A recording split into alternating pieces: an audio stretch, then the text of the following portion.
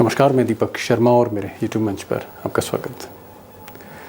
दोस्तों, मोदी जी का आज हाल ये है कि सामने पहाड़ हैं और नीचे खाई है। एक तरफ अगर तूफान है तो दूसरी तरफ आग लगी हुई है। और सचमुच मोदी जी एक ऐसी ज़मीन पर खड़े हैं जहां उन्हें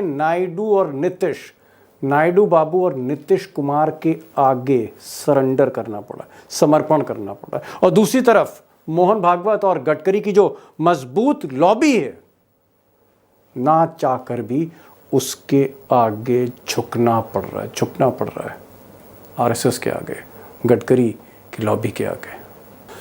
अब दोस्तों, बीजेपी के भीतर जो बागी लॉबी है, जो गडकरी के साथ हैं या शिवराज के साथ हैं या फिर राजीव प्रताप रूडिया, इस तरह के जो सांसद हैं जो नाराज हैं, ये जो लॉबी है एक तरह की जो पर्दे पर सामने नहीं आती, इस लॉबी का मानना है कि भाई मोदी जी को सबसे पहले, जिस दिन काउंटिंग खत्म हुई थी, नतीजे सामने आए थे, मोदी जी को सबसे पहले बीजेपी के भीतर, बीजेपी के जो सांसद चुनकर आए उनके साथ बैठक करनी चाहिए थी। फर्स्ट मीटिंग परंपरा के अनुसार बीजेपी के एमपीज के साथ करते, और जब बीजेपी के एमपीज मोदी जी को अपना नेता चुनते, तब उनको एनडीए की बैठक बुलानी चाहिए थी, तब उनको नायडू बाबू से बात करनी चाहिए थी, तब उनको नीतीश कुमार से बात करनी चाहिए थी। मोदी जी ने बीजेपी के जो बाकी चुने हुए सांसद हैं उनको किनारे करके पहले वो नायडू बाबू के पास चले गए, पहले वो नीतीश कुमार के पास चले गए, उन्होंने एनडीए की बैठक बुला ली। यानी बीजेपी की बैठक से पहले एनडीए की बैठक, और एनडीए ने कहा कि प्रधानमंत्री मोदी होंगे, बीजेपी को पीछे छोड़ दिया। ये जो नाराज लोग हैं, जो मौके का इंतजार कर रहे थे, इनका कहना है कि कहीं ना कहीं मोदी जी ने परंपराओं को तोड़ा है। बहरहाल अभी जो ये बागी सुर हैं, ये मोदी जी के सामने प्रकट नहीं हुए, लेकिन कल जो मीटिंग हो रही है, जी हाँ, शुक्रवार को जो मीटिंग है बीजेपी संसदीय दल की, उसको लेकर थोड़ी सी मोदी जी भी घबराए हैं और अमित शाह भी घबराए कि कहीं ऐसा ना हो मीटिंग में ही बवाल हो जाए। क्योंकि इस मीटिंग में शिवराज सिंह चौहान भी होंगे, इस मीटिंग में नितिन गडकरी भी होंगे, इस मीटिंग में बहुत से नाराज सांसद भी होंगे जो मोदी जी से खुश नहीं हैं। ये मीटिंग एक बहुत बड़ा चैलेंज है, और ऐसा मुझे बताया गया है कि शाह और मोदी और नड्डा और इवन राजनाथ सिंह बीजेपी में बागियों को मनाने में जुटे हुए हैं। आप कह सकते हैं रात भर एक कयामत की रात होगी, जहां आपको नाराज लोगों को मनाना होगा।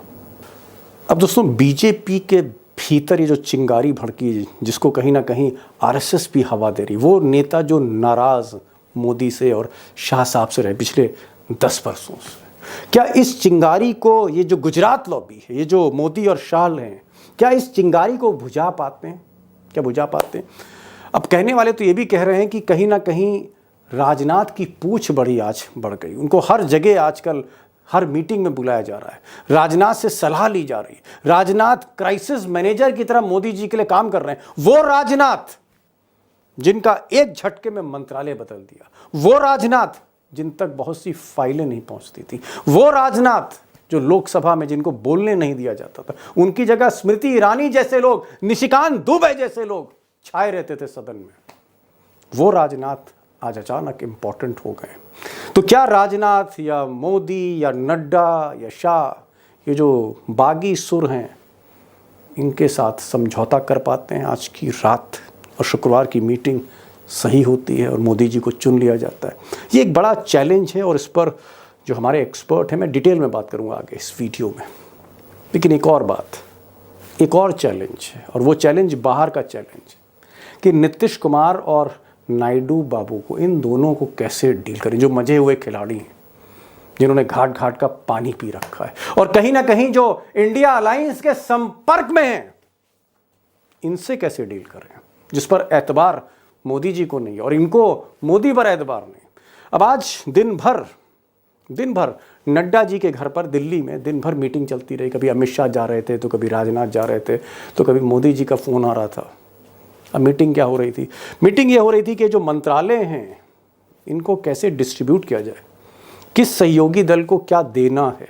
और इसमें 4 मंत्रालय ऐसे हैं जहां मोदी और शाह तैयार नहीं है। अभी 4 मंत्रालय कौन से हैं? वित्त मंत्रालय है, विदेश मंत्रालय है, गृह मंत्रालय है, रक्षा मंत्रालय। अब अगर वित्त मंत्रालय की मैं बात करूं तो वित्त मंत्रालय अगर नायडू बाबू को दे दें तो फिर ईडी और इनकम टैक्स और तमाम एजेंसियां जो हैं आर्थिक अपराध की, वो सब की सब वित्त मंत्रालय की में आती हैं। यानी कहीं ना कहीं ईडी और इनकम टैक्स मोदी के हाथ से निकल जाएगी। सारी फाइलें, सारे कागज, सारे दस्तावेज फिर नायडू बाबू के पास होंगे या नीतीश कुमार के पास होंगे।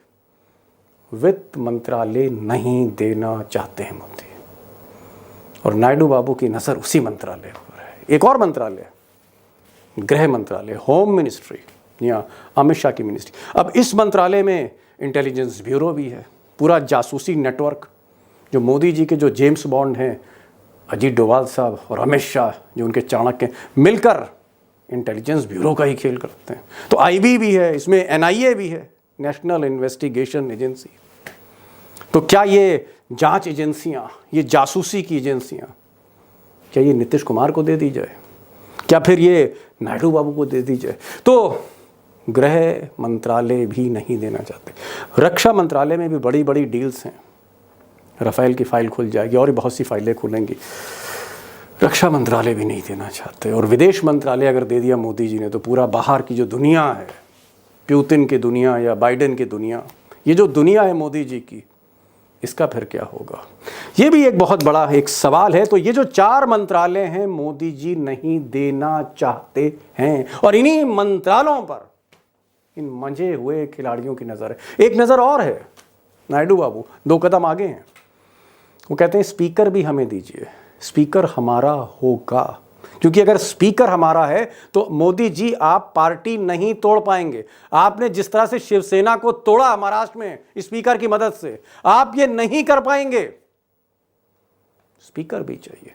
तो ये दोस्तों कई ऐसे इश्यूज हैं जहां मोदी जी के लिए एक एक पल भारी हो रहा है। और हकीकत ये है जो मैंने आपको कल के वीडियो में बताई थी कि मोदी जी अब अपने कदमों में चलकर शपथ नहीं ले सकते।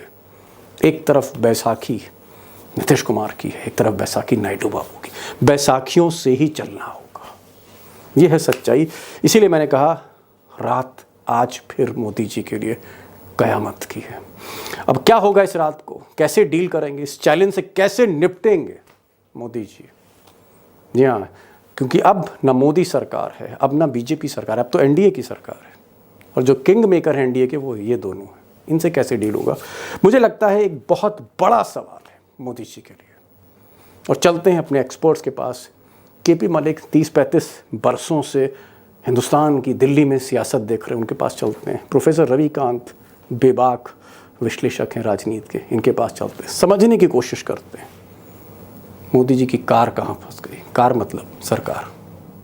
डॉक्टर साहब, जो पहला सवाल आपसे वो ये है कि आपको लगता है कि जिस कार में इस वक्त, सरकार नहीं कार की बात करता हूं मैं, जिस सरकार की कार में इस वक्त मोदी और शाह ये दोनों बैठे हैं, स्टीयरिंग लगता है मोदी जी से पहली बार छिन चुकी है। स्टीयरिंग है नीतीश कुमार और नायडू बाबू के हाथ में। नायडू और नीतीश का साथ गया तो मोदी जी की सरकार गई। आपको लगता है कि बहुत हार्ड बारगेन हो रही है, और शपथ के बाद मुझे लगता है असली खेल तब शुरू होगा, क्योंकि एक लंबी फेरिस्त है, एक लंबी फेरिस्त है डिमांड्स की। कहीं स्पीकर की डिमांड हो रही है, कहीं पर जो है वो मंत्रालय मांगे जा रहे हैं कि साहब वित्त मंत्रालय दीजिए तो इनकम टैक्स और ईडी भी हमारे पास आ जाएगा। क्या आपको लगता है कि मोदी को झुकना पड़ेगा, या फिर मोदी वित्त मंत्रालय नहीं देंगे, ईडी, सीबीआई और इनकम टैक्स इस तरह की एजेंसियां नहीं देंगे? जी दीपक जी, जैसे आप कार की बात कर रहे हैं, स्टीयरिंग तो मोदी जी पकड़ना चाहते हैं, लेकिन एक्चुअली गियर और क्लच इन दोनों के हाथ में है। ओहो, तो आप स्पीड कितनी लेंगे और कहाँ मोड़ेंगे, ये गियर पर ज्यादा मोड़ेंगे तो यहाँ गियर दूसरा लग जाएगा, समस्या ये है। तो फिर एक्सीडेंट भी हो जाएगा। असली खेल ये है कि आप स्पीड बढ़ाएंगे तो यहाँ गियर चेंज हो जाएगा। तो दिक्कत इसमें है। और ये जो खेल चल रहा है, तो बहुत सारे लोग ये भी कह रहे हैं कि ये तो साहब बैसाखी की सरकार है, बैसाखी की बनने जा रही है। ये बैसाखी नहीं है दीपक जी, ये जो विक्रम बेताल सीरियल आया था ना, क्या ये वो चल रहा है। विक्रम बेताल सीरियल है ना, वो चलने जा रहा है। बेतलवा कभी डाल पर तो कभी सवार हो जाएगा। तो क्या करेंगे, कैसे आप डिसीजन लेंगे? अभी तो मोदी जी ने तीसरी कसम भी नहीं ली है, संजय राउत ने तीसरी कसम ही कहा है इसको, और जी। उसके पहले ही खेला शुरू हो गया। जेडीयू के राष्ट्रीय प्रवक्ता पहले ही 3 शर्तें रख दिए हैं, और नायडू साहब तो पुराने वाले खिलाड़ी हैं ना, स्पीकर चाहिए और कैबिनेट मंत्री भी चाहिए और बड़े मंत्रालय चाहिए। लेकिन अमित शाह और जेपी नड्डा ये जो मीटिंग चल रही है उसमें तय हुआ है कि साहब एक कैबिनेट और एक राज्य मंत्री, बस, इसके अलावा और कुछ नहीं। और नहीं, क्या कह उसमें रहे हैं? भी मतलब आप ये कह रहे हैं कि एक कैबिनेट और एक राज्य मंत्री ही देंगे? अमित शाह अभी भी डटे हुए हैं। बिल्कुल। अरे भाई, और रस्सी उसमें भी जल जाती है, ऐठन चली जाती है। गृह मंत्रालय नहीं, वित्त मंत्रालय भी नहीं, विदेश मंत्रालय भी नहीं, माने जितने भी बड़े मंत्रालय हैं वो अलायंस पार्टनर को नहीं मिलेंगे। तो फिर मैंने कहा फिर तो गियर बदला जाएगा और क्लच वाला खेल चलेगा, पर स्टीयरिंग ठीक ढंग से काम नहीं करेगी, जी। फिर वो गाड़ी पलट भी सकती है। ओह, क्या एक लाइन में अगर मैं पूछूं आपसे, क्या मोदी और अमित शाह, उनकी दुनिया, उनकी सियासत, उनका सब कुछ, क्या बीते 72 घंटों में सब बदल गया है डॉक्टर साहब? डेफिनेटली। आप अगर मोदी जी का चेहरा ही देखें, अमित शाह का देखें, तो बहुत भयभीत लग रहे हैं इस समय। मतलब सिर्फ मायूस नहीं है कि साहब हार हुई है, हार तो होती रहती है, हार जीत तो लगा रहता है, लेकिन जो भय दिख रहा है, जो डर दिख रहा है, ऐसा हमने पहले कभी नहीं देखा था मोदी और शाह को। और जो हारा है, आप उसके चेहरे पर कॉन्फिडेंस देखिए। इंडिया अलायंस को तो नहीं मिला है ना बहुमत, लेकिन राहुल गांधी की बॉडी लैंग्वेज देखिए, खड़गे जी के देखिए, अखिलेश यादव के देखिए, तो यहाँ एक अलग कॉन्फिडेंस चल रहा है। तो इसका मतलब है कि खेला अभी बाकी है, खेल और अभी बाकी, इसीलिए जी, खेल अभी बाकी है। बड़ी बात करें दोस्तों, ये तो रही जो मोदी जी को बीजेपी के बाहर से चुनौतियां मिल रही, जो नीतीश कुमार से चुनौती मिल रही है या फिर नायडू बाबू से मिल रही है, जहां मोदी और शाह को झुकना पड़ रहा है। लेकिन इससे बड़ी चुनौती, इससे कहीं बड़ी चुनौती पार्टी के भीतर है, बीजेपी के भीतर है। और जिस तरह से कल जो बीजेपी की बैठक हो रही है, जिसमें मोदी जी को प्रधानमंत्री का उम्मीदवार, वहां का जो पार्लियामेंट्री उनकी पार्टी है वो चुनेगी, यानी संसदीय दल जो भाजपा का है, सारे सांसद जो चुन के आए हैं वो चुनेंगे कल एक सहमति से मोदी जी को। अब तक तो एक सहमति से चुनते थे। ऐसा कहा जाता है कि मोदी जी जब संसदीय दल की बैठक में प्रवेश करते हैं तो पिन ड्रॉप साइलेंस हो जाता है, शांत हो जाते हैं सब लोग, कोई बोलने वाला नहीं होता, और सिर्फ मोदी बोलते हैं या फिर अमित शाह बोलते हैं, और अगर जरूरत पड़ती है तो नड्डा या राजनाथ सिंह बोलते हैं। तो ये जो एक मोदी जी का एक, आप दहशत कह सकते हैं या ऑरा कह सकते हैं, एक नए तरह का उनका एक अवतार कह सकते हैं भाजपा में, क्या मलिक साहब कल की जो बैठक है उसमें भी शांति रहेगी? बकरी की तरह सब बैठे रहेंगे, सामने एक शेर होगा, या वो शेर घायल है, या वो अब शेर नहीं रहा मोदी? देखिए दीपक जी, एक तो वो जो पिन ड्रॉप साइलेंस वाला था वो पिन गायब हो गई है। क्या? ओहो, पिन गायब हो गई है, वो पिन गायब हो गई है।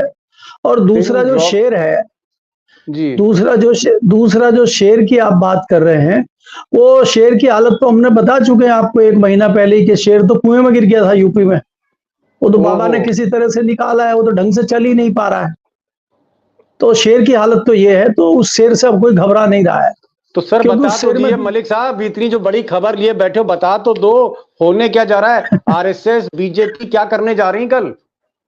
देखिए, ये जो सारी कवायद हो रही है कि एनडीए की मीटिंग हो गई है और हंस हंस के जो है मोदी जी बात कर रहे हैं, और आपने अगर पिक्चर देखी हो, अगर जयंत चौधरी की एक पिक्चर आपने स्पेशल देखी हो, उसमें एक हाथ से जयंत चौधरी का हाथ पकड़े हुए हैं और दूसरे से कलाकारी बता रहे हैं उनको कैसे करनी है, और लगातार उनसे बात कर रहे हैं। जहां रैली में उनको 2 मिनट का टाइम नहीं दे रहे थे, यहां उनसे 10 मिनट बात कर रहे हैं। तो ये जता रहा है कि स्थिति क्या है।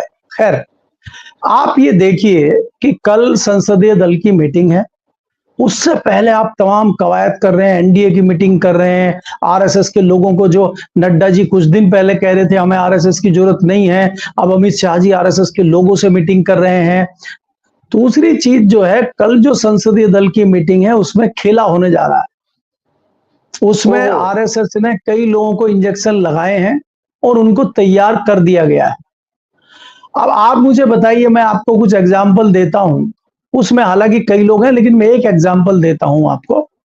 शिवराज चौहान का नाम अगर आप लेते हैं उदाहरण के तौर पे, शिवराज चौहान 8,20,000 वोटों से तत्काल जीते हैं, 4 बार मुख्यमंत्री रहे हैं, मध्य प्रदेश के 100% नतीजे हैं, इनसे अधिक अनुभव है, पहले सांसद भी रह चुके हैं। तो वो अगर हाथ जोड़ के खड़े हो जाते हैं कि मैं भी प्रधानमंत्री पद का दावेदार हूं, तो उनको आप क्या कह के बिठाएंगे? नंबर एक। दूसरी चीज ये है, गुजरात में तो आप एक सीट हार गए हैं। दूसरा, जो आप हार का ठीकरा जो आप फोड़ते थे दूसरों पे, अब तो आप ही के सिर पे वो हार का ठीकरा फूट रहा है। उत्तर प्रदेश में आप योगी को हटाने की बात कर रहे हैं, वहां से तो आप खुद ही हट गए हैं। तो ये तमाम चीजें जो हैं, जो गहन रहस्य चल रहा है आरएसएस में, उसमें ये संभावना है और उससे ये दोनों लोग डरे हुए हैं। इसीलिए आज पूरा दिन मीटिंग चल रही है, इसीलिए कल एनडीए की मीटिंग बुलाई गई थी। अब आप कल का दिन आपके लिए स्पेशल दिन है कि कल क्या होता है। और आपने रविकांत जी से सवाल पूछा कि पिछले 74 घंटे में 75 घंटे में मोदी जी की जो बॉडी लैंग्वेज है उसमें बदलाव, 75 दिन से नहीं है, 75 घंटे से नहीं हो, वो अगर आप देखेंगे 15-20 दिन से है। अगर आप देखेंगे उनके उनके भाषण आप सुनेंगे, उनकी बॉडी लैंग्वेज देखेंगे, क्योंकि उनके पास आईबी की तत्काल रिपोर्ट आ चुकी थी, जिसकी हमने चर्चा की थी और हमने ट्वीट किया था उस चीज को। आईबी की रिपोर्ट साफ साफ मलिक साहब, आपने कहा कि मोदी की सरकार बीजेपी की नहीं बनेगी, बीजेपी 250 के ऊपर नहीं जा रही, आपने बोला। और रविकांत जी ने तो मतलब ऐसा ऐसा बोल दिया कि मुझे तो विश्वास ही नहीं। इन्होंने कहा कि साहब सवाल ही नहीं है, बीजेपी 40 के नीचे जा रही। मैं इनसे एक बार बिड़ गया, मैंने कहा डॉक्टर साहब क्या कह रहे हैं? बोले मैं एकदम सही बोल रहा हूं। तो जो डॉक्टर साहब ने कहा, आपने कहा, आपका जितना भी जो तजुर्बा है आपका, वो हमेशा सर माथों पर है और दोस्तों ने बहुत सराहा है, बड़ी तारीफ होती है। लेकिन मैं एक चीज पूछना चाह रहा था प्रोफेसर साहब आपसे।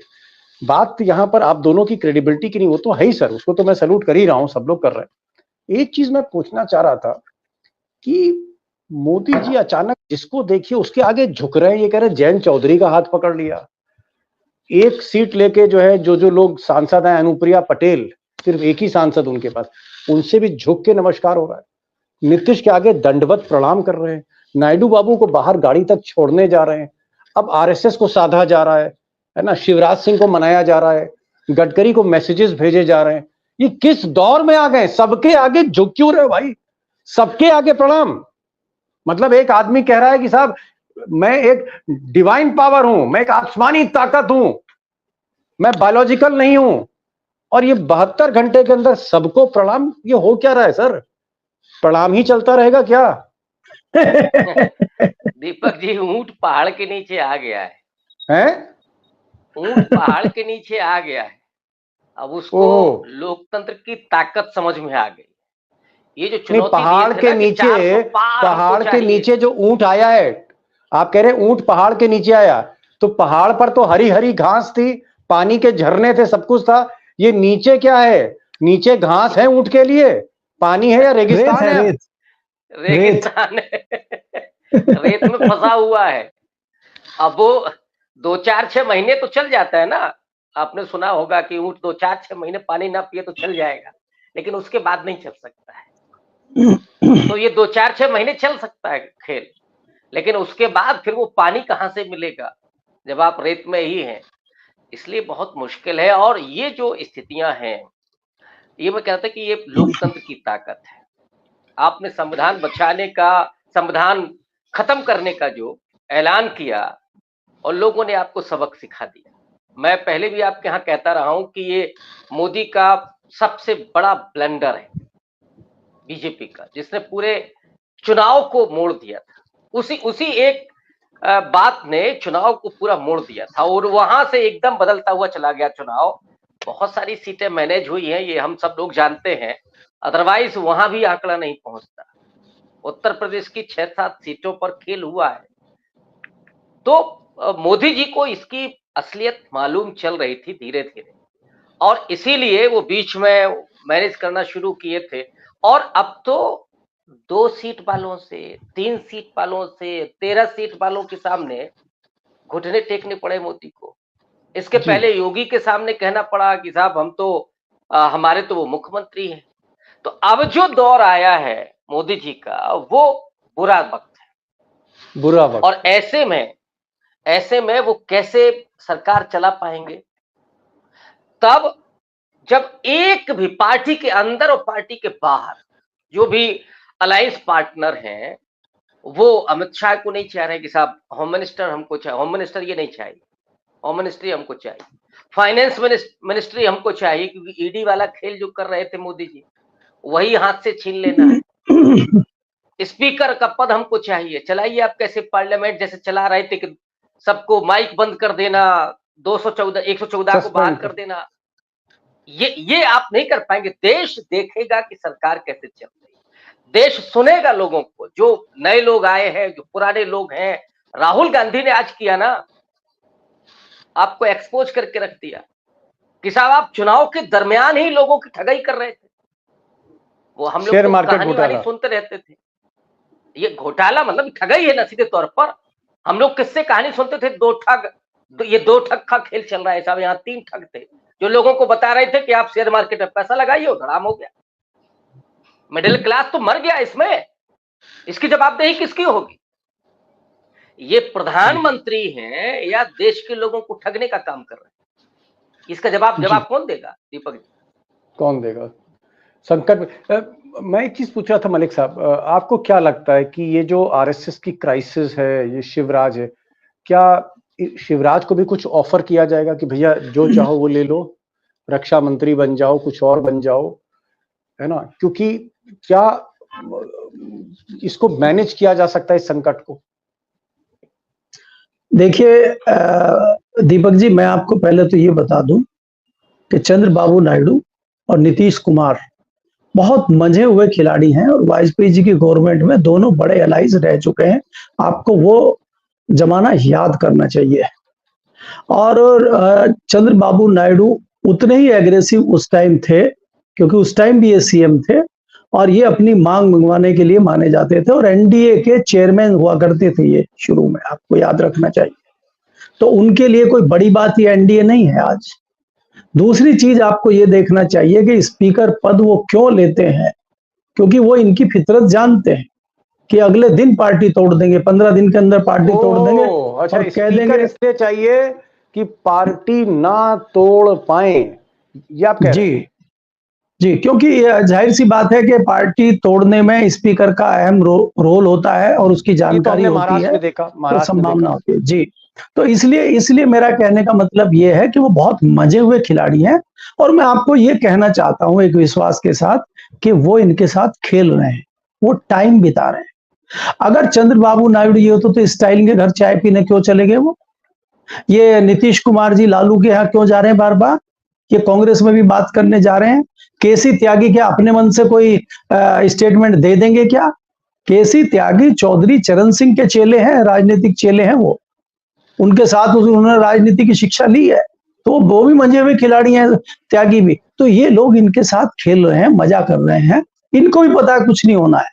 ये चाहे चंद्रबाबू नायडू हों, चाहे नीतीश कुमार हों, चाहे दूसरे सहयोगी हों, उनको सबको पता है कि मोदी जी को, अमित शाह को भारतीय जनता पार्टी के अंदर से ही बाहर कर दिया जाएगा।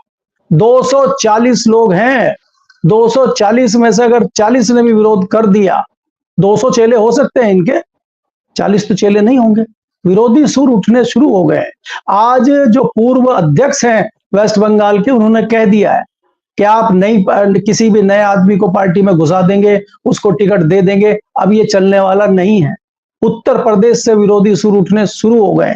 तो ये सुर जो उठने शुरू हुए हैं, इनकी बानगी आप कल देखिएगा, मैं इसीलिए आपको कह रहा हूं। तो ये इतना आसान नहीं है, और ये इनको आभास है। मैं फिर कहता हूं, ये आभास इनको है, इसीलिए ये प्रक्रियाएं कर रहे हैं पिछले 2 दिन से, सारी चीजें ये बार बार घूम रहे हैं कि कैसे इस मामले को संभाला जाए। इनको आभास है, क्योंकि लगातार ये फोन कर रहे हैं लोगों को, लगातार बात करने की कोशिश कर रहे हैं। कई लोग इनके फोन पे नहीं आ रहे हैं, तो उनसे कहीं ना कहीं आशंकित है कि ये इस तरह की घटना कर सकते हैं।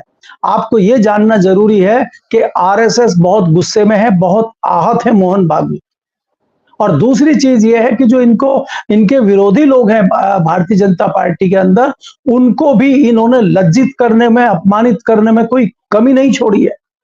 तो पहली शर्त लोगों की ये होगी कि भारतीय जनता पार्टी की अगर सरकार बनती है, एनडीए की अगर सरकार बनती है, तो इनकी विदाई तय है, किसी कीमत पे आएंगे। नहीं तो क्या होगा, नहीं तो क्या होगा, आप अनोखी बात मत समझिएगा, भारतीय जनता पार्टी ही टूट जाए।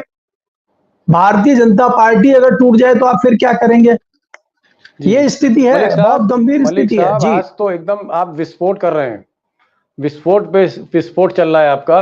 रविकांत जी, मान लीजिए कि हाथ पैर जोड़ के, क्योंकि अब तो हाथ पैर जोड़ने का मैं कहूंगा एक दौर चल रहा है, जहां मोदी जी सिर्फ हाथ ही जोड़े खड़े हुए हैं, जैसे कोई आदमी अगुवाई में खड़ा रहता है 24 घंटे। क्या अगर मोदी जी कल की ये जो संसदीय दल की बैठक है इसको भी पार कर गए, पूरी रात हाथ जोड़ते रहे, लोगों से कहा कि नहीं साहब अब कुछ नहीं होगा, कोई ईडी नहीं, कोई सीबीआई, क्या आपको लगता है कि उसके बाद सपोज करिए शपथ ले लेते हैं किसी तरह से बैसाखियों पर, मोदी जी की ये सरकार, अब आपको शपथ लेने के बाद, यानी मोदी जी कुर्सी पर बैठ जाएं, उसके बाद ये सरकार कितने दिन की मेहमान आपको लग रही है, या मोदी जी धीरे धीरे ये सरकार खींच लेंगे? देखिए, शहमात का गेम दोनों तरफ से चलेगा। उसमें नीतीश और नायडू भी उसी उतरे कुशल हैं और मोदी जी भी सिद्धहस्त हैं। मोदी जी कोशिश करेंगे कि पार्टी तोड़ दी जाए, कहीं और से जुगाड़ कर लिया जाए। कई निर्दलीय लोग हैं, उनको मंत्री पद का ऑफर किया जा रहा है, दूसरे ढंग से एडजस्ट करने की बात हो रही है। तो ऐसा नहीं है कि मोदी जी केवल इन दोनों लोगों पर ही निर्भर रहना चाहते हैं। वो तो आत्मनिर्भरता की बात पहले ही कर चुके हैं ना। तो वो चाहते हैं कि आत्मनिर्भर हो, लेकिन इस देश की जनता ने उनको छोड़ा नहीं इस लायक। तो जिसको मतलब दर दर की ठोकर, मतलब हर स्टेप पर अब आपको मुंह ताकना है, नीतीश जी के सामने हाथ जोड़ना। ये वही नीतीश कुमार है जिनको आपने कहां ला करके खड़ा कर दिया था, वहां झुंझुना पकड़ा दिया उनके हाथ में। अब उन्हीं नीतीश कुमार के सामने आप दंडवत करते हुए दिखाई देंगे, उन्हीं नायडू के सामने जिनके लिए क्या क्या अल्फाज इस्तेमाल हो रहे थे अमित शाह के द्वारा, खुद मोदी जी के द्वारा। तो जिसको अब ये नचेंगे अब एक तरह से, ये खेल होगा जी। तो वो सरकार कितने दिन की मेहमान होगी, ये फिलहाल कुछ नहीं कहा जा सकता। बिग क्वेश्चन, लेकिन शहमात का गेम दोनों तरफ से चलेगा। Big question. क्या एक सेंटेंस, एक सवाल आपसे पूछ सकता हूं और एक लाइन के जवाब में, क्या मलिक साहब आज की रात भी मोदी जी के लिए कयामत की रात है? कयामत की रात आज भी है मोदी जी के लिए? बिल्कुल दीपक जी, मोदी जी के लिए नहीं, अमित शाह जी के लिए भी कयामत की रात है, दोनों के लिए है। लेकिन मैं एक सवाल का उत्तर देना चाहूंगा जो आपने रविकांत जी ने लास्ट में पूछा है। अगर किसी भी कीमत पे सरकार बन भी जाती है और मोदी जी प्रधानमंत्री बनते हैं, तो ये सरकार चंद महीनों की सरकार होगी, क्योंकि मैंने फिर कहा कि ये राजनीति के मंजे हुए खिलाड़ी हैं और ये इन्होंने दोनों तरफ हाथ रखा हुआ है, दोनों तरफ हाथ रखा हुआ है। और इनको जो एक एक्सपोज कांग्रेस की तरफ से दिया गया है, कांग्रेस की तरफ से जो एक आजादी इनको दी गई, कांग्रेस ने कहा कि हमें कुछ नहीं चाहिए, हम बाहर से आपको समर्थन दे देंगे, आप अपना प्रधानमंत्री बनाइए, अपने मंत्री बनाइए, जो मंत्रालय लेना आप लोग लीजिए, हमें कुछ नहीं चाहिए, हमारा फुल सपोर्ट है। तो अगर कांग्रेस ने इतना बड़ा आपको वैक्यूम दे दिया है, तो फिर ये सब लोग मिलकर कर सकते हैं। और आप उनको मत भूलिए जो 15-16 सांसद निर्दलीय आए हैं, बिल्कुल अलग इंडिविजुअल, जो दोनों तरफ है ही नहीं, वो भी आ गए।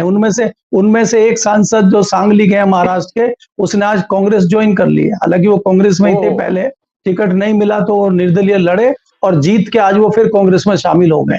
तो वो कांग्रेस में क्यों शामिल हुए, वो एनडीए में क्यों नहीं आ गए, उन्होंने क्यों नहीं मंत्रालय मांग लिया? तो ये जो राजनीतिक लोग हैं, कहीं ना कहीं उनके दिमाग में है कि ये खिचड़ी पक रही है और ये खिचड़ी गलेगी नहीं, क्योंकि क्या कर दिया है, जिस कुकर में खिचड़ी बन रही है, जहां से सीटी लगती है उसको बंद कर दिया गया है, तो कुकर में ब्लास्ट होगा कल।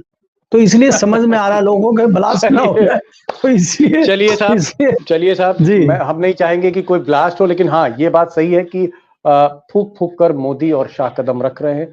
कल का दिन बहुत हंगामे वाला दिन है, किस तरह से नितिन गडकरी को डील किया जाएगा, किस तरह से मोहन भागवत को डील किया जाएगा, किस तरह से शिवराज सिंह को मनाया जाएगा। और मनाने की सबसे बड़ी जो कवायद है वो नीतीश कुमार और नायडू बाबू को चल रही है। नायडू बाबू नीतीश कुमार के साथ एक ऐसी गोल्डन स्थिति है कि अगर जब उनका जी चाहे तो वो एनडीए की छोड़कर इंडिया की तरफ जा सकते हैं, 1 मिनट में पाला बदल के सरकार बदल सकते हैं। इतनी ताकत है, दोनों किंग मेकर हैं। ये जो स्थिति है, मुझे लगता है कि राजनीति एक बहुत ही हिंदुस्तान की एक नाटकीय घटनाक्रम एक आने वाला है। और हमारी कोशिश रहेगी कि डॉक्टर साहब भी रहेंगे, मलिक साहब भी रहेंगे, टाइगर भी आते रहेंगे। मेरी कोशिश रहेगी कि हर सवाल को हम सही विश्लेषण करें, जैसा विश्लेषण हम पिछले दिनों करते चले आ रहे हैं 1.5 साल से। और जो चीजें आपके सामने रखी कि उत्तर प्रदेश में क्या होने जा रहा है, किस तरह से मोदी जी का रथ फंसने जा रहा है, महाराष्ट्र में क्या होगा, पश्चिमी उत्तर प्रदेश में क्या होगा, बहुत से विश्लेषण एकदम सटीक निकले। और उसकी वजह क्या है? मलिक साहब जैसे लोग, रविकांत जैसे लोग, पारखी आंखें, कहीं ना कहीं सच्चाई और एक विभाग से बोलने की हिम्मत। Thank you so much Malik sahab for joining this programme. Ravikant sahab, आप आते हैं, हौसला अफजाई होती है और लोग आपकी बातों को सुनते हैं। Thank you so much again, अपने दोस्तों की तरफ से बहुत बहुत शुक्रिया।